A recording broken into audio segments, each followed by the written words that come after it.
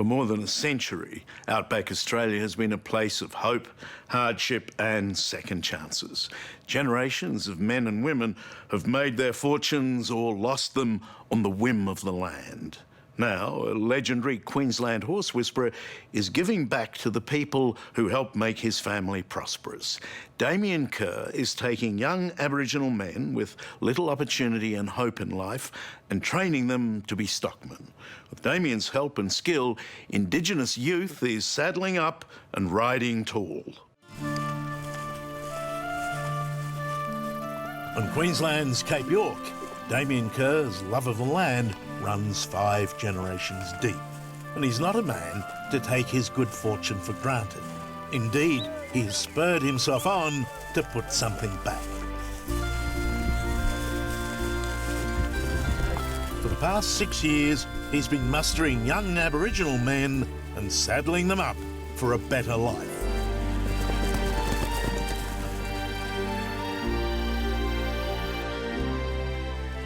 These boys are as well bred to go around and be stockmen as I am. And we can leg them up again. They've just missed a generation. Yeah, there's that They're back kind. there You're again. actually saving lives, aren't you? Absolutely, absolutely. You know, and it's something good to do. It's okay to do something good.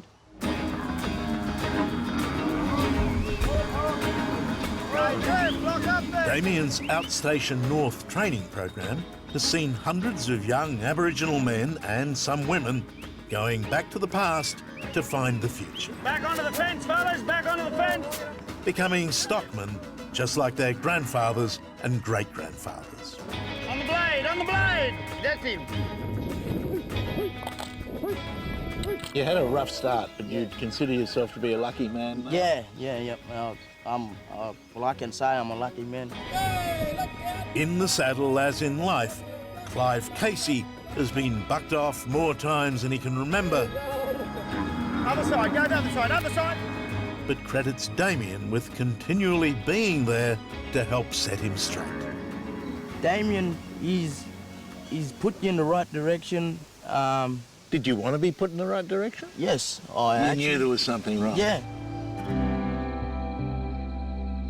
Up on the Cape, the stars shine with breathtaking clarity. And it was under this big sky, just a few years ago, that a big plan was hatched, here on Damian Curr's Springvale Station. 56,000 hectares of far north paradise, and some of Australia's finest cattle country became the centre of the Jackaroo training program. Remember that we've got to look after them and treat them like a friend and treat them like a mate, just like we'd like to be treated. They're very sensitive. There are lots of lessons to be learned, but one of the most fundamental is reuniting these kids with a traditional partner, the horse. We want them in their attitude. When I pick up my reins, he says, in his attitude, his nose comes down and in there, and he's soft and he's supple. He says, yeah, Damien, what do you want? I say, well, just get ready. We're about to go to work. Damian Curr was a horse whisperer way back before the term became a Hollywood movie. Get him ready to stop. Roll back. It's remarkable to watch as he appears to communicate with the animal through body language and presumably a whole lot more that defies simple explanation. Let him pick a good soft spot because he's an old fella. And up. Down he goes. This was a good bit. He wasn't just a horse whisperer, of course. He was a female reporter whisperer too, wasn't he? How does that happen? Wow. You can get to 30 years of age, be pretty happy with Never your happened life. to me. I often say I should write a country music song about meeting a cowboy and falling in love and having his baby. And You go on assignment and you never come back. never. Does that mean I could come in thirsty without a bob and trade in an old hat, or it has As to be long as you've got it. Oh, well, I reckon for you, we probably would. special? In her former life as a television reporter, Bridget Adams travelled to Longreach in central Queensland to do a story on Damien in 1997. You'd heard about the bloke and he was a bit of a legend, wasn't he, already? Yes, but a bloke's a bloke. Back then, Damien was not only running a property, he was also staging bush shows at his pub, the legendary Well Shot Hotel. Hey, ladies and gentlemen, we're ready to get cracking. Let's go. Live show. goes on now. Yankee spins, not much good for anything except making you giddy. And in his own laconic way, the Queensland cowboy swept the city slicker off her feet. You're going, oh, we have to talk about this. He was a horse whisperer. Absolutely, I was very impressed. It is very impressive to see. It's like watching magic, and for me, yes. You fellas, I'm here. I'm sitting here. I know, it's awful, sorry. Sorry talking about you while you're here. Yeah, it is impressive, particularly when people that maybe grow up with animals and are working with animals, but if you haven't, to see what you can do with seemingly no effort is very impressive. But it's what he can do for these Aboriginal boys that's equally impressive and, in the long term, crucially important. Let him, he's coming to you, that's all right. So let him come around there, so let him go around the arena this way. Step around. Here, a young man called Lottie is learning how to get the trust of this young colt. And in turn, learning some trust of his own from the master. Release the pressure. Now, see how he's ignoring you now? His eye's gone off you. So step in there and put some pressure on him. So just physically, you might go like this, you might go like this. Oi, you say, oi, think about me here, oi. It's mystical stuff, but as far as I could fathom, it's about putting pressure on the horse when his attention wanders and then easing the pressure when the animal responds. Now he's thinking of you. Now that's a nice expression. Righto, mate, step in there again. You're doing a real good job. Real good job. I like your confidence. There you go. Just slowly give him time. In a matter of minutes, a bond is formed. That's good. Good work. Not unlike the bond between Damien and the kids he's training. Young Lottie, himself at first as shy and nervous as a colt, is soon well on the way to becoming a jackaroo. Good work. Good work, mate. You did real well. And the crowd went wild. You know, when the kids first get here, they are used to being up all night, sleeping in the day and roaming about, keeping strange hours to what, we would live. But as you've seen, you can change easily. And it's why you need a little bit of time. You can't crash them through the short course and whack them into a job. You've had 17 years of doing it how they do it. If the average age is 17, so you're not going to change them in 5 minutes, not going to change them in 5 weeks. It's going to take time. But you do change them. Absolutely, but it takes time and it's hard work. And what's the evidence that it's permanent change? Anthony? Let her come across and that'll turn that other cow back. See, like that there? Anthony Savo is a graduate of the program, now 21 and working as a jackaroo in Western Australia. And the other side, up now. Up the other side, look where the other peg is. Up, up, up, up, up. To watch him in the saddle is to assume he was born to it.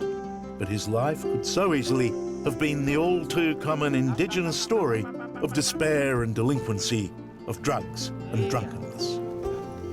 And just pull up there, mate. That's good. Good work. Good job. Yeah, just doing bad stuff. And You're talking about drugs as well as alcohol? yeah, but I guess hang around with the wrong mob, and just got into trouble. And What did you make of Damien when you first met him? When I first met him, I thought, this is the man that's going to help me, to help my son get to where he wanted to be. Anthony's mum, Bella Savo, believes the Outstation North program was the making of her son, which is why her younger boy, Trevor, is also here to train as a jackaroo. How proud are you? Very proud, very proud. It took a long time for me and Anthony to get through this program. We have our ups and downs, but, now today seeing where Anthony's heading and almost possibly being employed as a young head stockman is, I'm over the moon. I'm so overwhelmed. a lot of people don't get a lot of second chances, but Damien just sort of gave me another chance and really got out of his way to help us boys and push us and get us out there into jobs and try and keep us out there in the jobs, He's a good man. Yeah, but good man, real good man. Yeah, top bloke. Top bloke. Anthony and I, we've all gone through, we've been up some dry gullies together, Anthony and I and Bella, his mum, and what drives me on it all is seeing and knowing where a boy like that's come from to see what he is today. He has enormous skills, doesn't he? Enormous, absolutely enormous. He's a champion, in fact. He is, and he goes back to the old thing, our number one commandment for me with him. I say, hey mate, listen, you got to want to do this for yourself. It's got to come from you. Good! It's still early days, and not every story out here has a happy ending. But hundreds of young Aboriginal stockmen are now working right across Australia because of this remarkable training program. So it's surprising that the federal bureaucrats, in their wisdom, or lack of, have just slashed funding, greatly reducing the number of kids who can receive the training and the dedicated ongoing support from Damien and Bridget Curr. Come around this slide around this side here, you fellas, slide around this side. But you can't tell these kids, sorry. Absolutely. I've spent 5 years building them up to have our trust. So I'm not going to tell them one thing and then say, oh, listen, sorry, they're tightening up, they're trying to balance the budget this year, fellas. She's not on. Of course, governments come and go, just like the great rural cycles of flood and drought and boom and bust. Did you get a photo of that? With 5 generations of outback farming under his belt, Damian Curr is bred to be a stayer. He knows what has to be done, and he's determined to ride on regardless. It's an easy way home. With the staunch support of the woman who came to report the story and stayed on forever. Look at this.